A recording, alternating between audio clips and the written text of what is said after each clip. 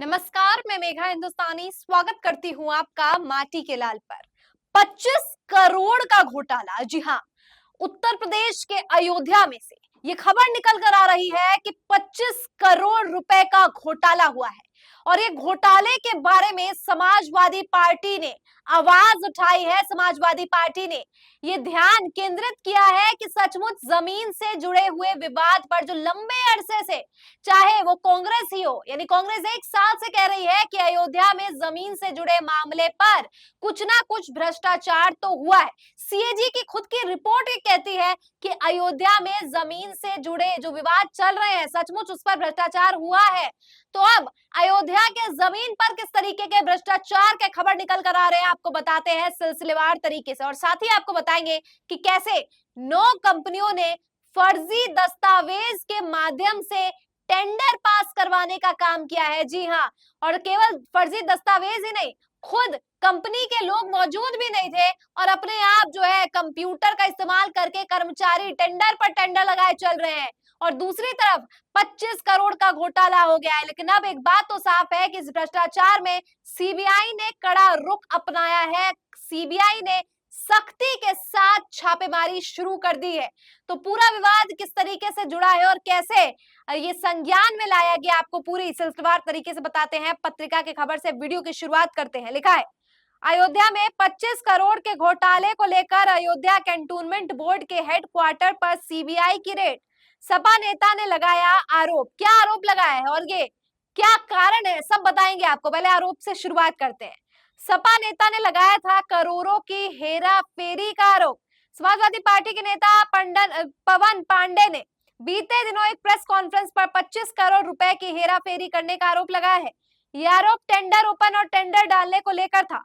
सपा नेता पवन पांडे ने आरोप लगाया था कि टेंडर डालने का कोड एक ही है।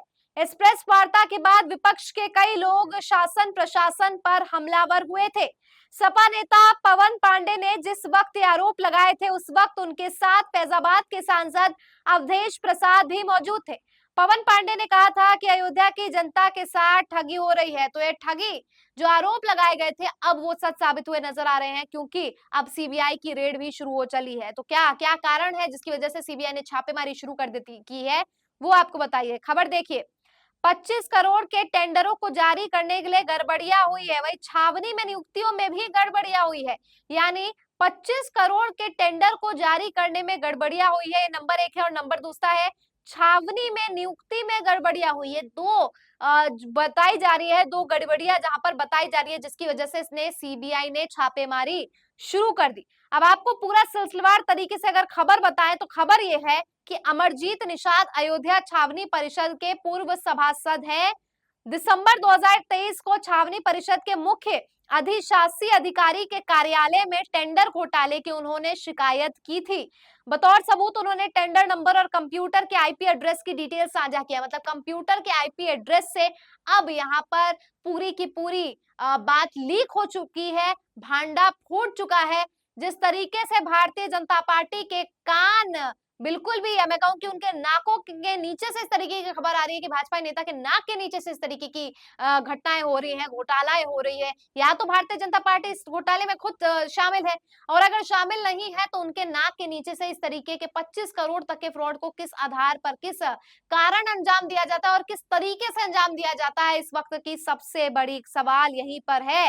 दोस्तों, सुई यहां पर भी अटक रही है कि किस तरीके से धांधली 2021 से लेकर 2024 के बीच हुआ है। आरटीआई में सामने आया है कि कंपनियों ने टेंडर लेने के लिए फर्जी दस्तावेज लगाए हैं। ये कागज अयोध्या और आगरा डीएम ऑफिस में लगाए गए हैं। छावनी के सीईओ तक को लेटर दिए गए हैं, उसमें 9 कंपनियों के खिलाफ शिकायत की गई है। ये सब टेंडर को की पैसों की बंदरबाट के लिए किया जा रहा है। ये भी सामने आया है कि जेम पोर्टल से खरीदारी में भी ठेकेदारों को फायदा पहुंचाया गया है। सामान का रेट मार्केट वैल्यू से 2 से 3 गुना ज्यादा रखा गया है। अब आप सोच सकते हैं कि फर्जी दस्तावेजों के जगह के आधार पर फर्जी दस्तावेजों को बुनियाद बनाकर टेंडर लगवाने का काम किया जा रहा है। 25 करोड़ घोटाले, या मैं कहूं 25 करोड़ के घोटाले को अंजाम अयोध्या की पवित्र भूमि पर दिया जा रहा है। तो आप सोच सकते हैं कि देश के अलग अलग कोनों में क्या हाल होगा।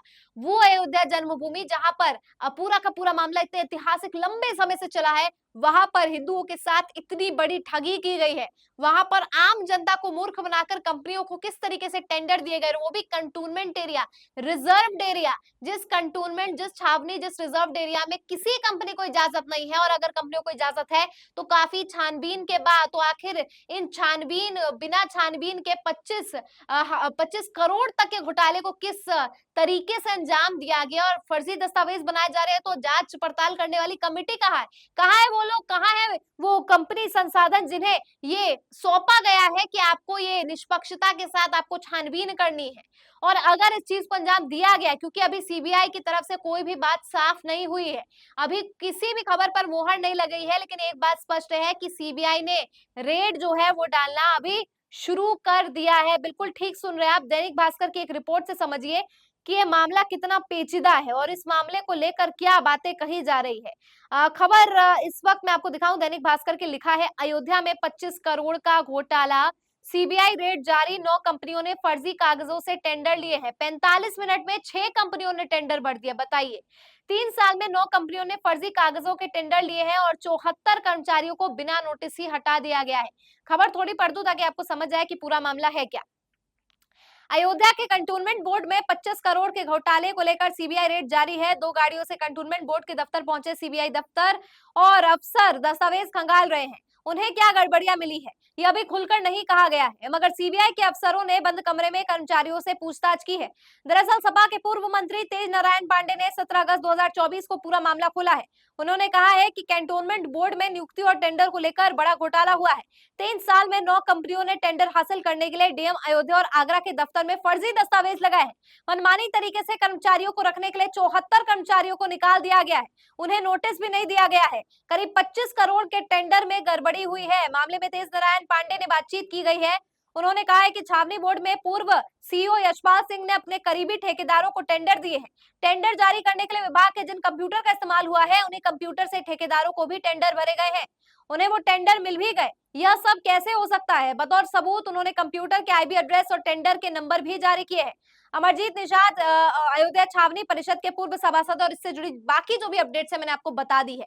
तो ये पूरी की पूरी खबर इस वक्त अयोध्या जमीन घोटाले के मामले से जुड़ी हुई निकल कर आ रही है। तो क्या लगता है दोस्तों आपको, जिस बात को लेकर सीएजी रिपोर्ट में खुलासा किया है, जिस बात को लेकर समाजवादी पार्टी लंबे समय से कह रही है, जिस बात को लेकर कांग्रेस पार्टी लगातार सरकार की नीतियों पर और सरकार के चुप्पी पर सवाल उठाते हुए नजर आ रही है, आखिरकार सीबीआई की छापेमारी अयोध्या के जमीन से जुड़े विवाद पर हो गई है और इसमें 9 कंपनियों के नाम शामिल है।